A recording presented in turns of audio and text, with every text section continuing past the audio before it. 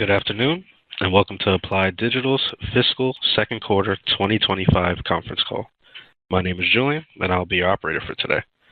For this call, Applied Digital issued its financial results for fiscal second quarter ended November 30th, 2024, in a press release, a copy of which will be furnished in a report on a Form 8-K filed with the SEC and will be available in the Investor Relations section of the company's website.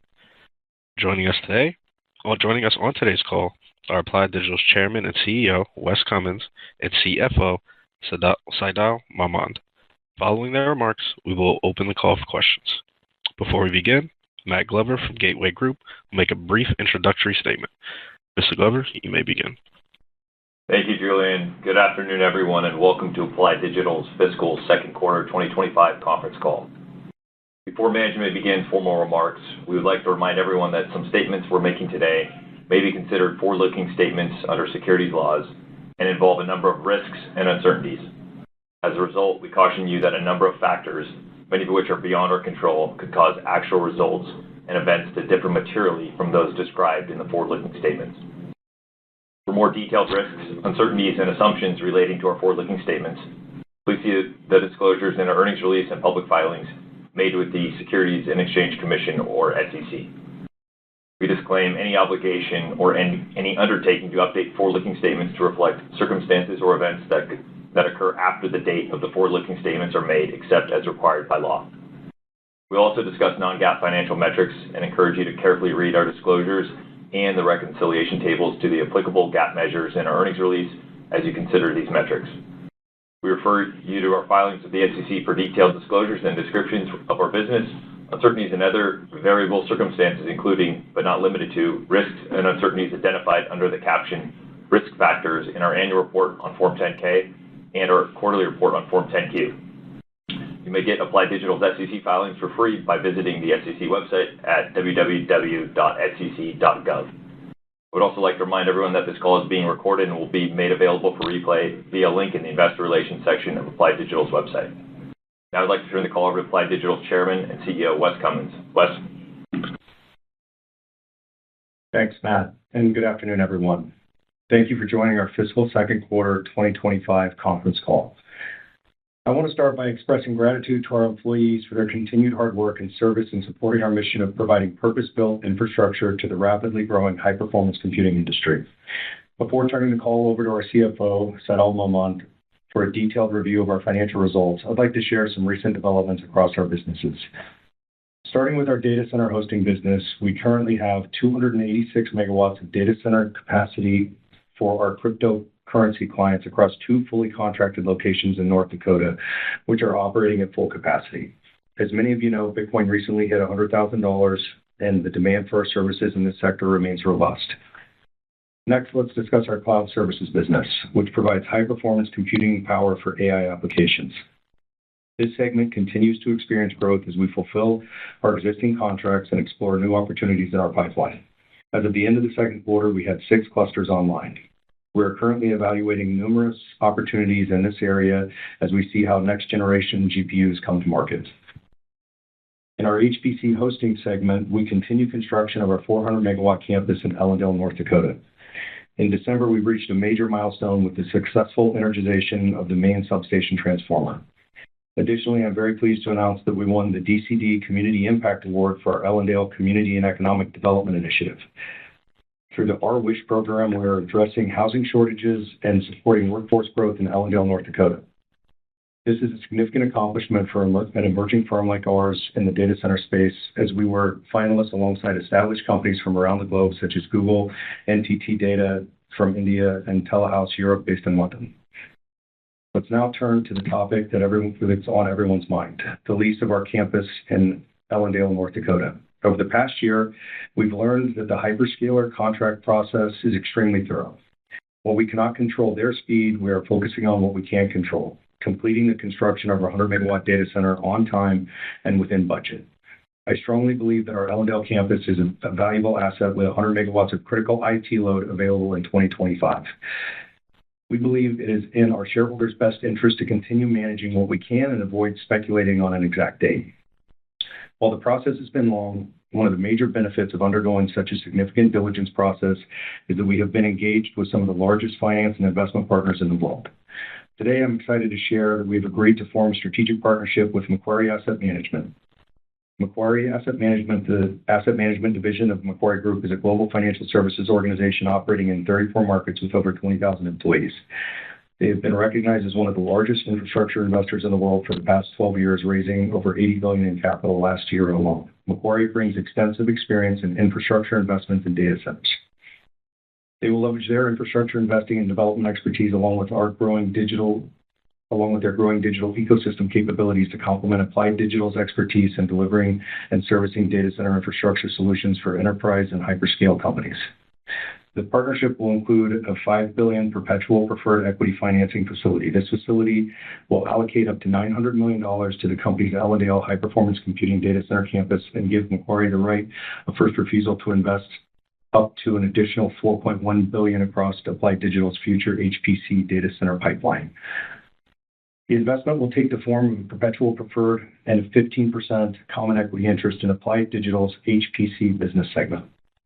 The Macquarie investment, in conjunction with future project financing, will be used to repay project-level debt and allow the company to recover over an estimated $300 million of its equity investment in the Ellendale HPC campus. We believe this expanded relationship with Macquarie positions Applied Digital for significant growth in the industry, establishing Applied Digital as one of the fastest-growing HPC data center owners, operators, and developers in the United States. At today's build cost, we have a significant portion of the equity needed to construct over 2 gigawatts of HPC data center capacity, including our Ellendale HPC campus. With an 85% ownership stake in both existing and future HPC assets to a project-level preferred equity financing facility sufficient to fund our HPC project pipeline, we believe we are positioned for transformative progress.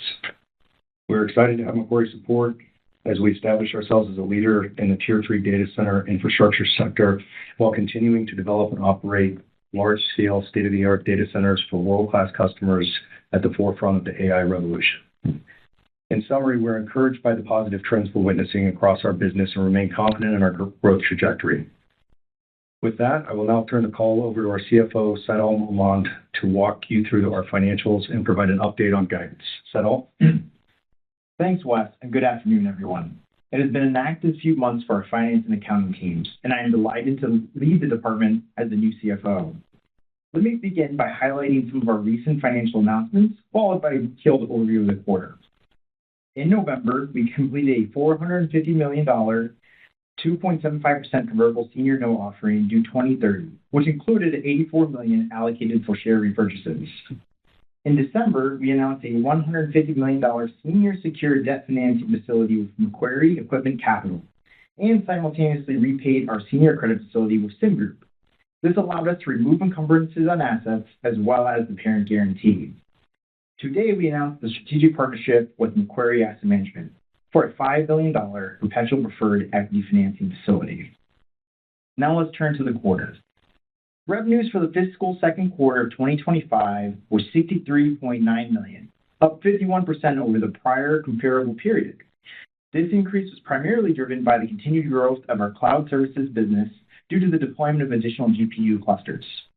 In total, our data center hosting segment generated $36.2 million in revenue, while our cloud services segment contributed $27.7 million.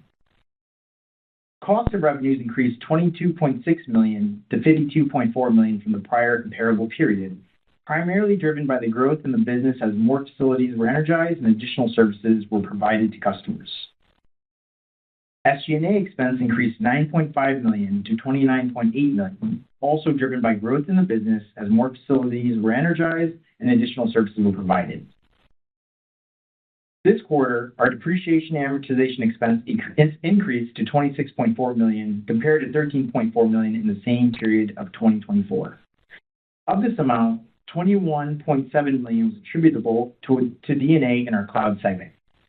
This segment's D&A was primarily driven by the amortization of our GPU leases over a 2-year period, which we have discussed in previous earnings calls. During the quarter, we renegotiated our GPU lease terms, which allowed us to extend the amortization period for our GPU leases to a more industry standard timeline of 5 years. This adjustment reduced segment D&A expense by $8.5 million for this quarter. Looking ahead, we expect this change to further lower D&A expenses by about $7 million per quarter on a GAAP reported basis. All in going forward, we expect to recognize around $15 million per quarter in the cloud segment for the D&A. Moving on to interest expense. Interest expense increased $4.9 million to $7.5 million, primarily driven by an increase in finance leases and interest-bearing loans between periods. Net loss attributable to our common stockholders was $138.7 million, or 66 cents on a basic and diluted share. I want to note that this quarter was impacted by the loss on conversion of debt of $25.4 million, as convertible debt issued to YA Fund was converted during the period. We also recognized a loss on change in the fair value of debt of $87.2 million due to adjustments to the fair value of the 2.75% convertible senior notes during the 2-week period in which the conversion option was recorded as a derivative.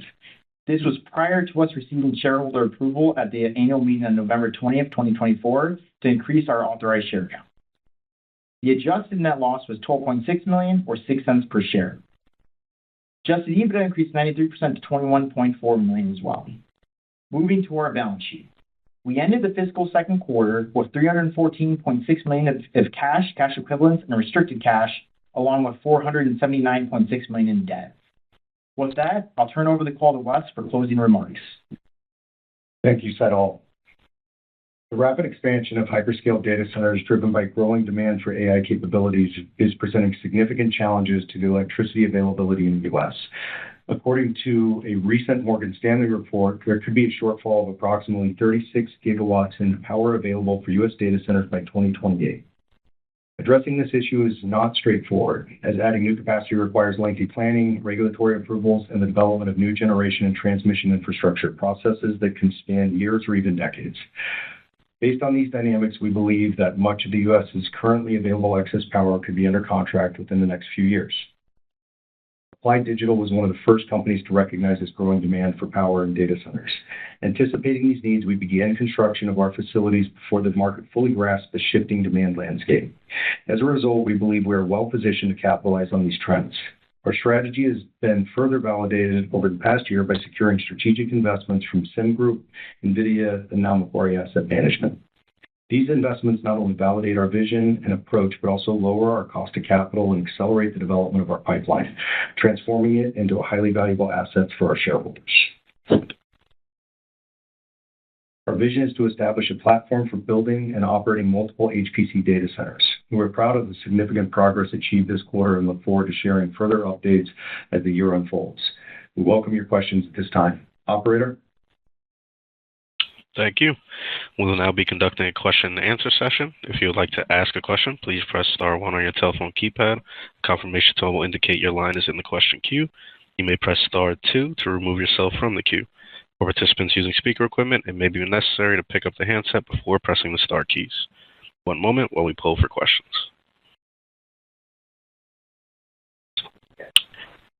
And our first question comes from Nick Giles, B. Riley Security. Please proceed with your question.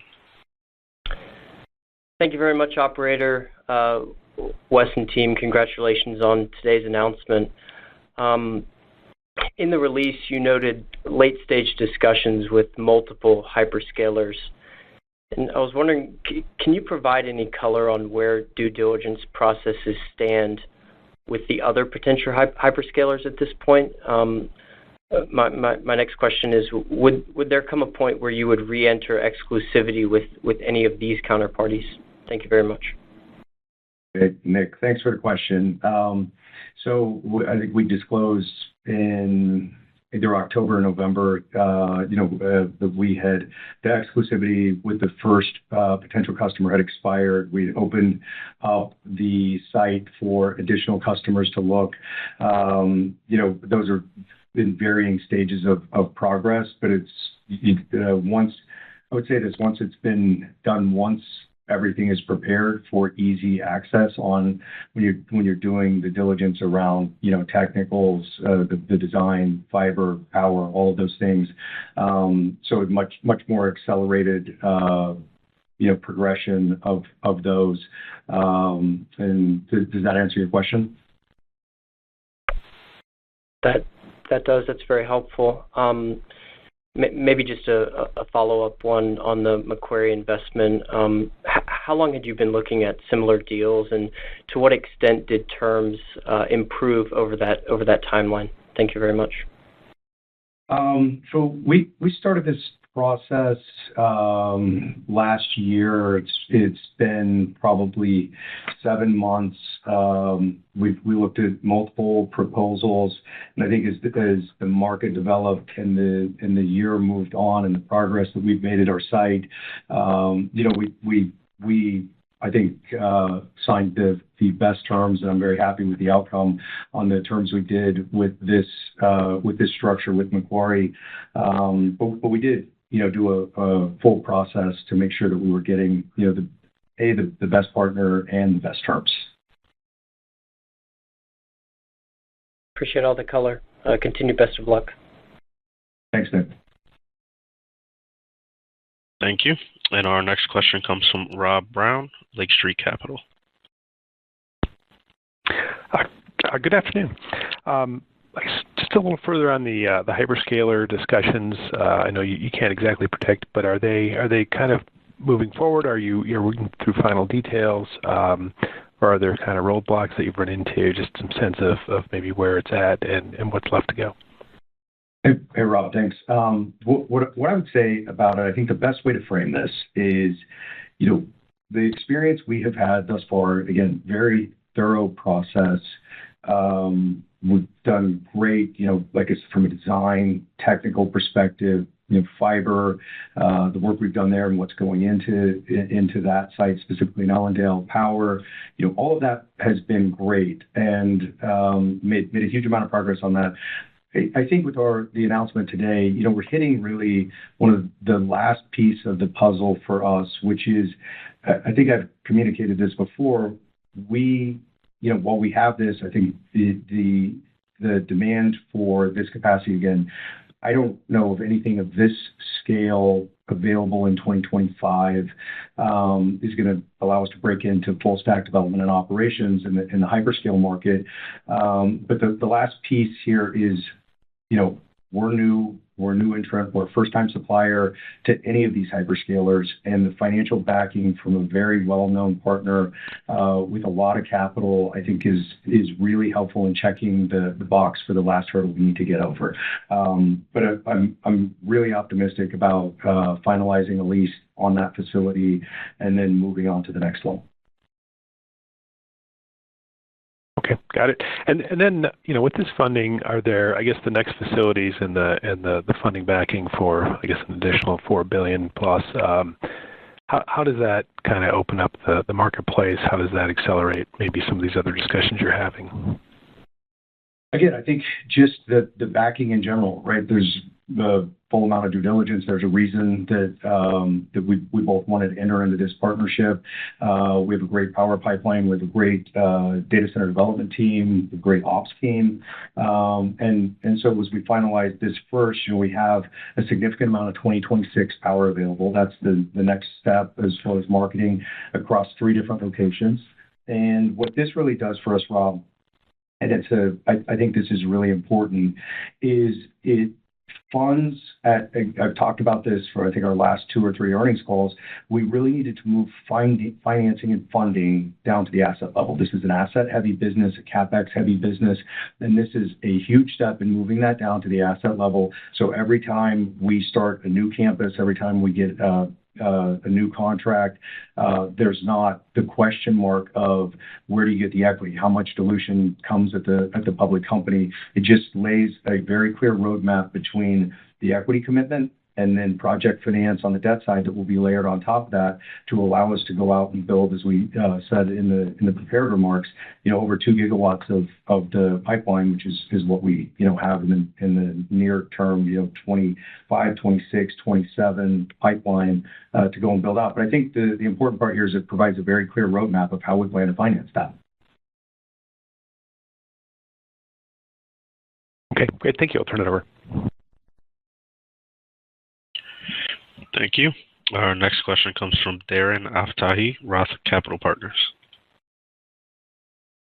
Hey, guys. Yeah, two, if I may. Just on the Macquarie announcement this morning, is there anything strategic in terms of the process and timing as it relates to the lease?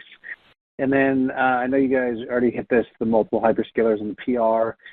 Is there a scenario where that 400 megawatts in Ellendale could get split amongst two, or are you kind of down the path of one entity is going to take all the capacity? Thanks. Yeah, thanks, Darren. On the first question, it's really about getting, to the right terms, and, I'm not going to get into whether there's anything else as far as the timing around that. On the second question, it could split. I strongly believe it's going to be a single customer for the entire campus. Thanks.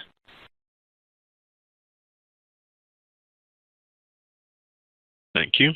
Our next question comes from Mike Grondal, Northland Securities. Hey, guys, thanks. Could you remind us exactly how much money you had invested in Ellendale HPC, and how much you'll be able to pull out with this Macquarie financing? Yeah, I'll let Saidal answer that. Hey, Mike. So as we disclosed in the 8K, we have roughly over $700 million invested in the Ellendale campus. And assuming project financing on terms entered along with the lease, we expect in excess of $300 million of cash proceeds that we can take back up to the parent. But Mike, I think it's important just as a reminder, we have the Macquarie Capital facility there. There's the extra debt that is going to be paid back as well. So when you're trying to do the math between the 700 and then what we pull out, there is that debt repayment. Effectively, for the Ellendale campus, view it as the applied requirement on a megawatt basis of $1 million per megawatt from applied, and that will decrease to $750,000 going forward outside the Ellendale campus. Right. So of the $700 million or over $700 million you have invested in Ellendale, you'll end up with a net $400 million with that $180 million of debt paid off, and then you'll pull out some other capital. So your net investment's about $400. It's also a moving target too. Just think about it, right? We're putting dollars into the ground every month in the project as well. Yeah, a moving target as far as what we'll be able to pull back out. Got it. But yeah, the cash comes back out of what is now the HPC subsidiary and goes back to the public parent co. Okay, and then two more questions. One, Wes, if you could maybe define your pipeline right now, it looks like Macquarie can fund, 2 gigawatts. Do you, after the 400, how much more do you have or can you get your hands on? And then secondly, if you could, I don't know, maybe just demand sounds pretty good with all these hyperscalers, but what's the pricing environment look like? So I'll answer the second one first. So, the pricing environment is reflective of the demand environment. And I think there's plenty of data points just even in the last few weeks about data center spend from some of the hyperscalers that is a strong indicator of where the demand in the market remains. And then go to the pipeline. Mike, we've talked about this on our last call. We have other campuses. I think that the total is 1.6. So that's the two outside of Ellendale, 1.6 of campuses where we have 2026 power and 2027 power. So those are the ones that in some cases we've already been in market with those campuses. So outside of Ellendale, 1.6, and you can have that available 26 or 27. Okay. Yeah, building all of that, you can't build it all for 27, but first power available in 26. And at this point, that's really all that matters. If you haven't started building now, you're not having 2025 power. So this is really looking at 26 for the other campuses. Got it. Thank you. Thank you. And our next question comes from George Sutton, Craig-Hallum.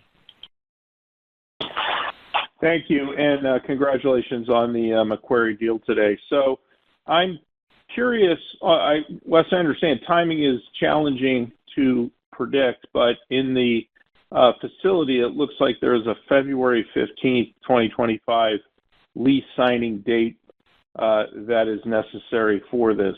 Can you just address that specific date?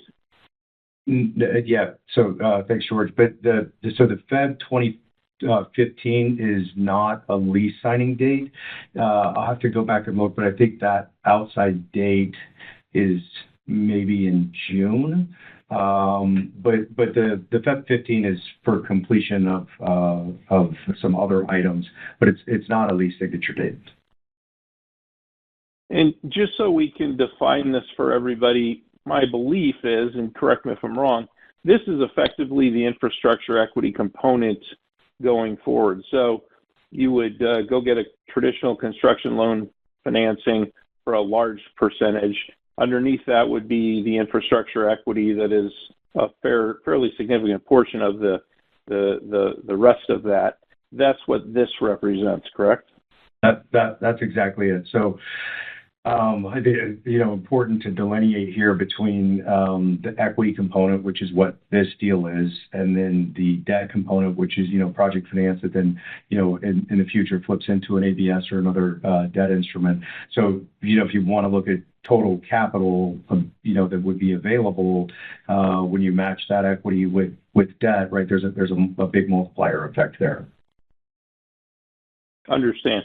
And then lastly, if I could just understand the 15% ownership that Macquarie takes on of the HPC business, what investment are they making for that? Is that the initial $200-ish million, or is there a requirement for them to fund a specific portion of the $5 billion in total? So George, the way to think about it, it's basically lease by lease. Each asset will go into what we call the box of the HPC company, APLDH. So any asset that goes into that entity, they will own 15% of. And assuming that goes on, they accept the lease, and then it's funded simultaneously entering into the entity. Yeah. So any asset that they fund goes into the entity. So it's asset by asset that drops in. Beautiful. Okay, so if they don't choose to support a specific project, that would not contain the equity in that case. That's correct. Okay, great clarity. Thank you, guys. Thanks, George. And our last question comes from Brett Knobloch, Cantor Fitzgerald. Hi, guys. Thanks for taking my question, and congrats on the announcement this morning. On the ROFR, is that just a ROFR on the perpetual preferreds, or would you have to use that before, say, you wanted to raise a traditional equity through a secondary, or you would have to use the preferreds before you could go down that route? So it's think of it at two different levels. So we want to finance everything at the asset level with the preferred. Anything up at the top company, if you're talking about like our public equity, there's nothing on that. And if that's not what you meant, then please correct me. I think that answers it. And then just another question on, it says kind of Macquarie will receive preferred and common. I guess how many shares of common are they getting, and how does that mechanism work? So it's just 15% of the HPC subsidiary. So not like common of the parent? Not common of the parent. 15% of the HPC subsidiary. Understood. Perfect. And then just on the terms, 12.75% on a dividend. I guess you guys talked about lease terms ranging in the yield on cost range of call it low to mid teens, which is more or less the cost of capital here on the preferred equity side. Have you seen terms improve to a level where you would get a yield on cost above the cost of the preferreds? Yeah. So, but just remember, the preferred is a sliver of the capital, and then the remainder of the capital is our equity in the site, and then project level finance, which is the SOFR plus 250 or 225. So when you look at the blended cost, we fully expect the return to be well north of our cost of capital. Perfect. Thank you so much, guys. Really appreciate it. Yep. And we do have one more question from Brian Vidan, Needham & Co. Great. Thanks, guys. You mentioned there's been some learnings on the delivered approach hyperscalers take. What's one of those learnings you can apply to the next set of negotiations, some of which may be ongoing? So just the preparation of everything that we need to provide going through the process. Like I said, it was much more accelerated with anyone else because we have all the prep, we have the knowledge base of what is being looked for, potential changes for things in the future as far as design, and there's constant evolution, especially on cooling. So there's that aspect, and then I think one of the biggest is just, well, I'll call it being stamped, right? Just getting through the process, signing the lease, being stamped by one of these types of customers that we have the ability to do all of these things. I think that's going to help accelerate it. One of the things that we have learned is first time supplier, it always is going to take longer than if you're already a supplier to that company, and that shouldn't be, I guess, a big surprise. But it's just the delta between existing supplier and first times is a little bit larger than we thought. Thank you.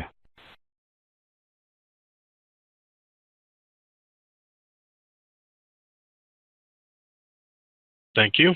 There are no further questions at this time. I would like to pass it back to Wes Cummins for closing remarks. Thank you. Thanks, everyone, for joining our Q2 fiscal 2025 conference call. Look forward to speaking with everyone in April. Thank you. This does conclude today's teleconference. We thank you for your participation. You may disconnect your lines at this time.